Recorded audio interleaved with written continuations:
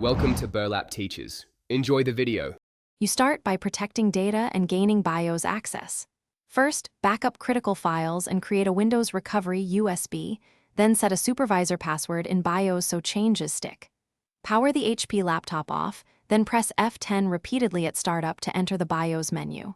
Once inside, move directly to System Configuration. This prevents accidental boot loops. Make sure battery or AC is connected. Power loss during firmware changes can brick the system, so keep it stable while you proceed.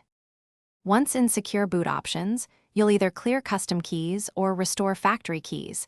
Pick Restore Factory Keys to return HP defaults, because Secure Boot rejects unsigned loaders. After restoring, enable Secure Boot if it was disabled.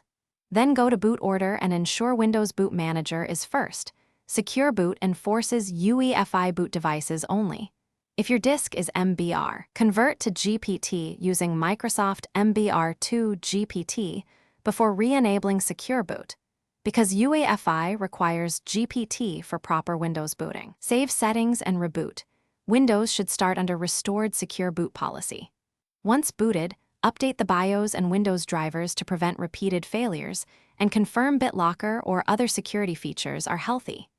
If the system won't boot, immediately re-enter BIOS, reset to factory defaults, or temporarily disable Secure Boot to recover, then diagnose with the Windows Recovery USB.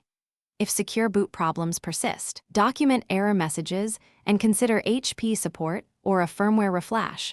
Those steps fix corrupted platform key stores. Thanks for watching. Consider subscribing if this video helped you.